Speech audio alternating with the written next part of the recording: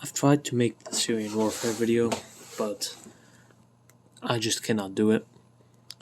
I can't make it funny, I cannot make it relatable, I cannot make it anything but bitter, sad, and miserable because this March marks 11 years of the war, and that makes over half my life having lived in the rubble and the shadow of this war, of this cataclysmic, cosmic horror of an event that's shaped millions of lives and practically ruined mine and almost everybody I've ever known.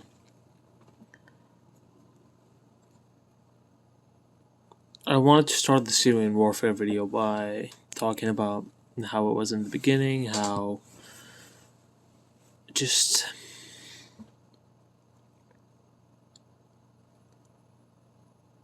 there's a lot of old wounds and a lot of old news stories that you just think about and you don't realize how bad things were gonna get. Nobody did. Nobody.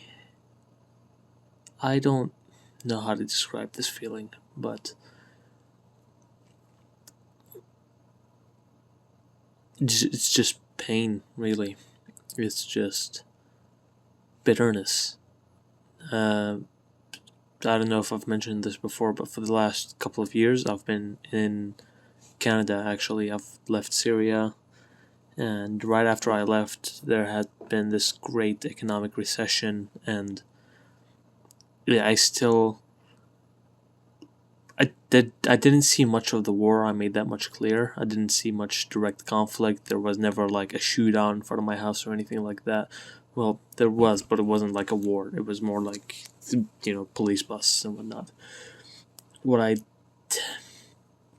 did see is still haunting. It's still, you come here and you realize nothing of what I've lived through is normal. Nothing is, the whole past half of my life has been tainted with the vision, with knowledge that it had not been normal times, it had been, war times, and it's been miserable and rough for everybody I know, and even everything I've been through, everybody else has been going through, and that explains a lot of, the conflict I had with other people. Not to mention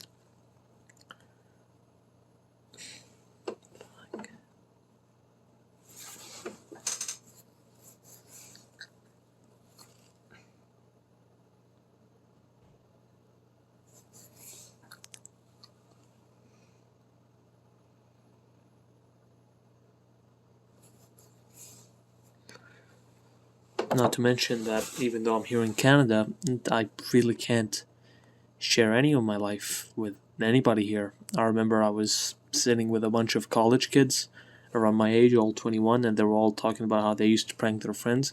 Like, oh, I put a fucking thumbtack on the teacher's chair or whatever. Other guys like, oh yeah, I spilled water all over him.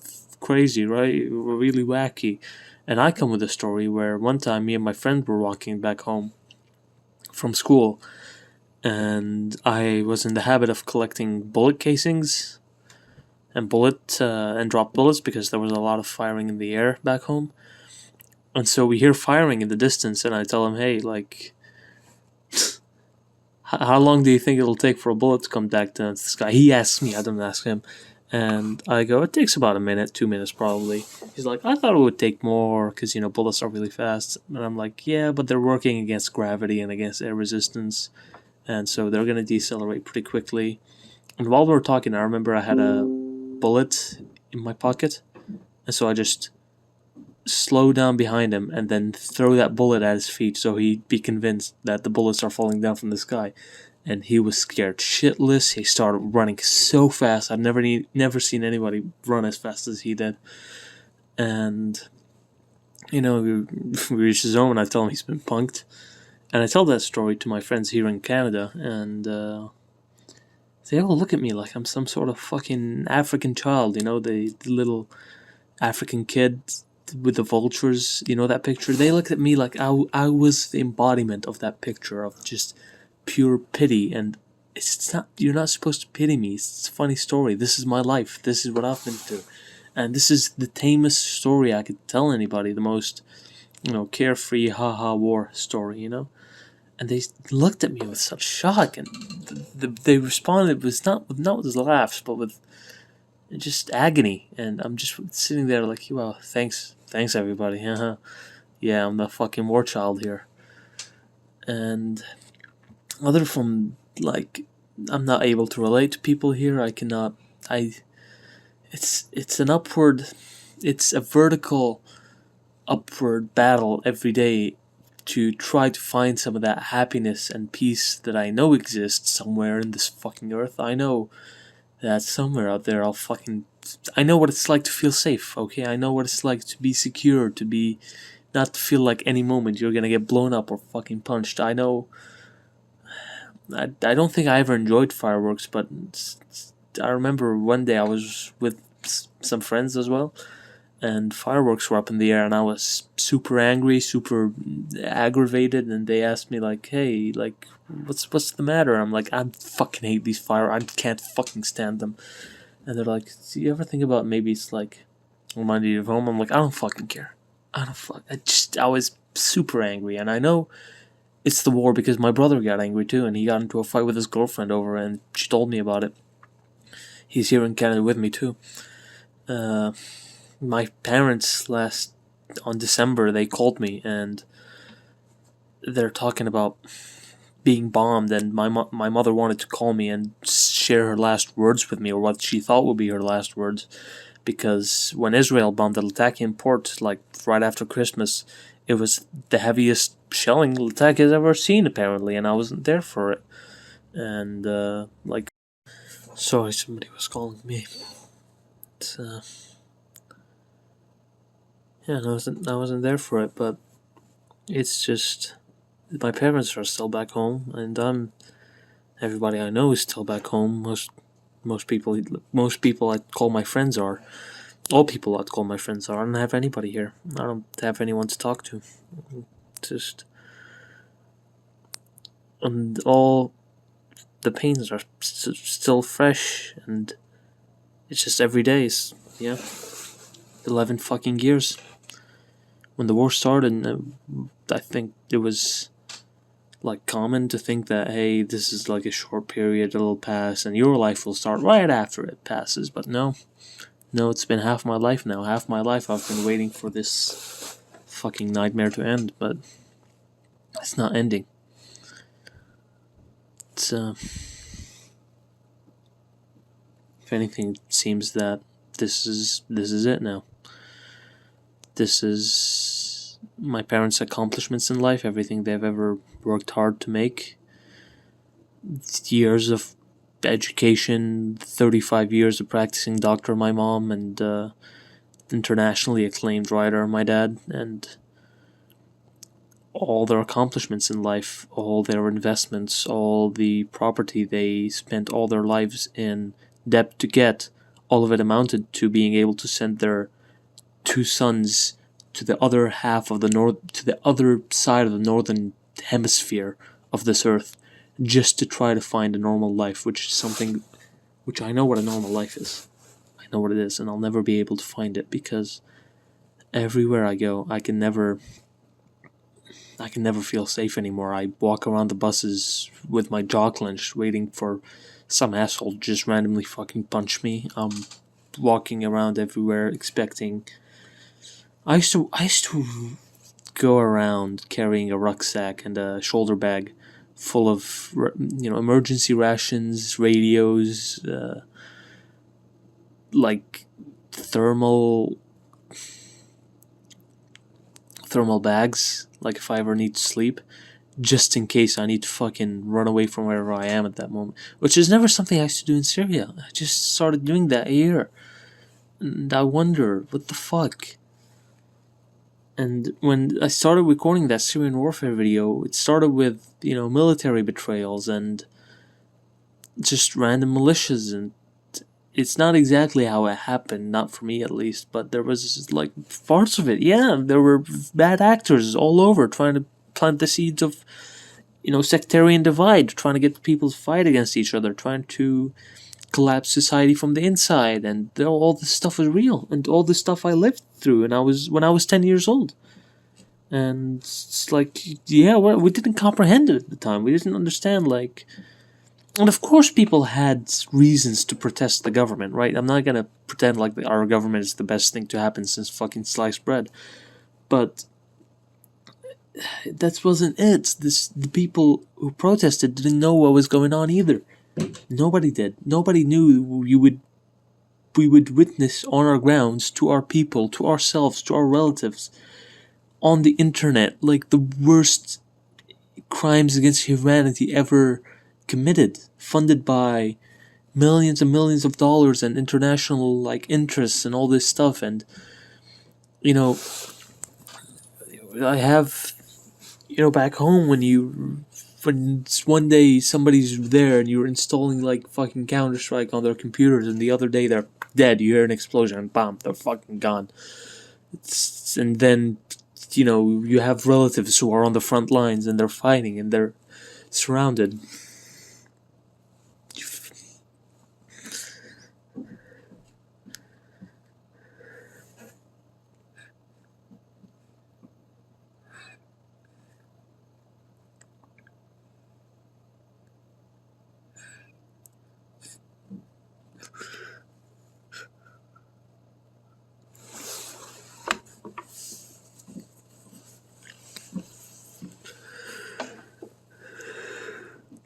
Can't get it out of my head.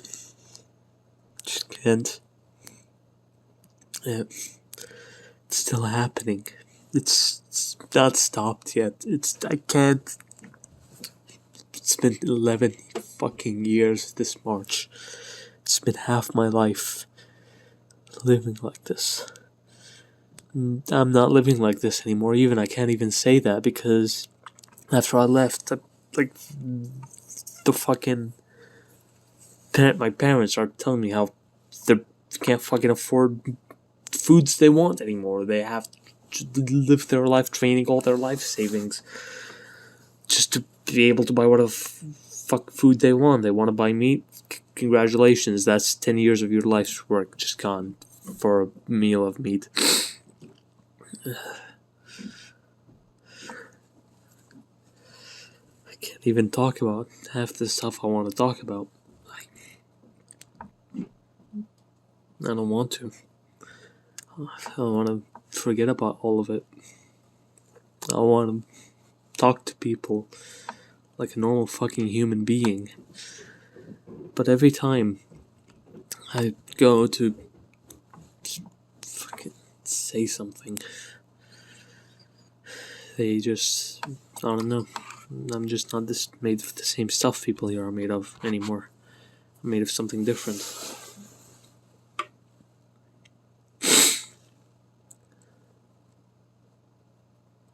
And I can't talk to people. I can't just find peace. I'm fucking I'm trying to look for the UN peanut butter tubs they used to sell us. Well, they didn't used to sell them. They used to give them away, the UN, but like people who would take these tubs of UN peanut butter would just sell them, and we'd buy them in the markets. It would be like very nutritious, and I got addicted to that. Like, not physically, it's not like heroin, you don't get addicted to it, but I got really into the taste, and now I can't even fucking find it anymore. I try to eat emergency rations, so they taste kind of similar. The emergency rations here are a bit less sweet, but I don't put stuff in the fridge anymore, because I don't know why. Because what if power goes off and I can't use the stuff in my fridge? Because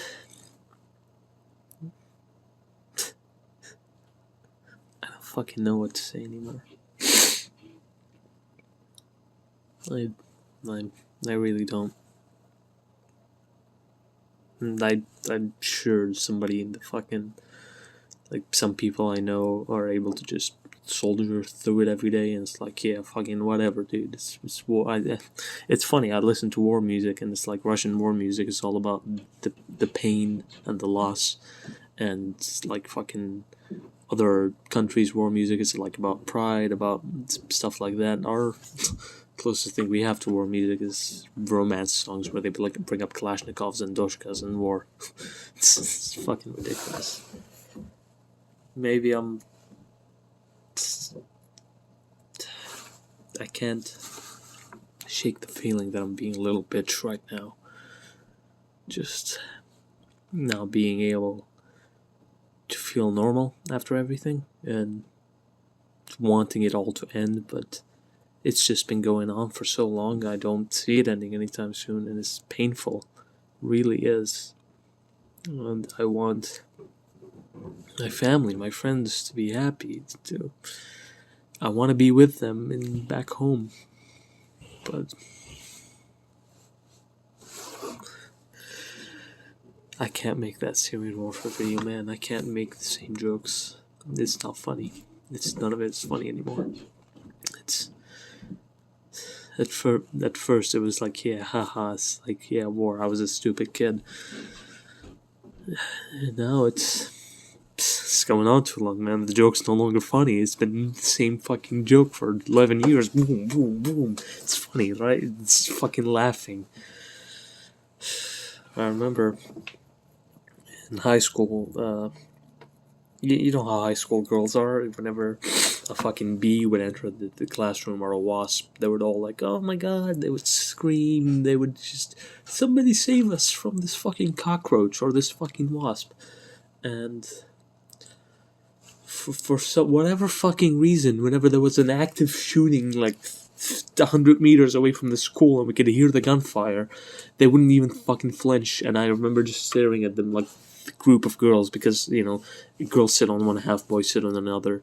That's how school was at that time. And I'd look at them, they're not flinching, and I'm like, yeah, nice. You would flinch at cockroaches, you wouldn't flinch at gunfire. Great. Fantastic.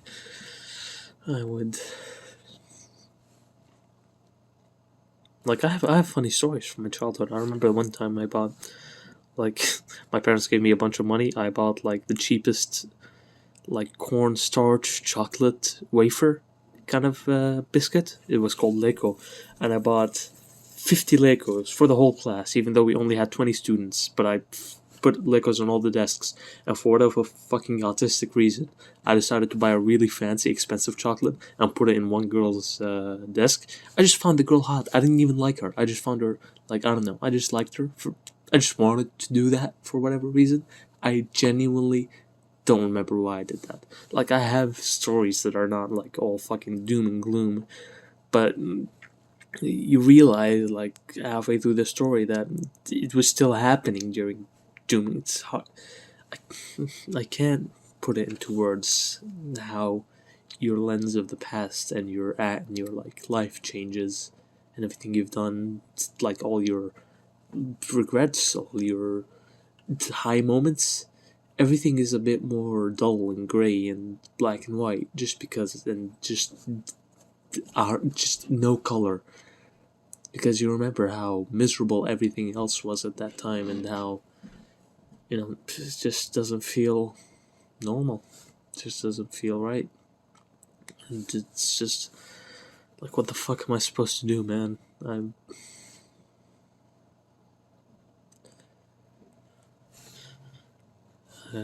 I try to keep it together. I always, like, I have all my limbs. I relatively good looking guy, relatively, smart, charismatic. I try to carry myself throughout life, but I'm not all there. I don't feel all there. And I try to be, and I have to be, because I'm in a position, I'm in a really rare position where I can do something to get my parents out, to get my, to get happiness, to get something out, done, something. But it's an uphill battle, and it's fuck. You know, I'm gonna be listening to this in like fucking Vegas. I'm not gonna listen to this shit.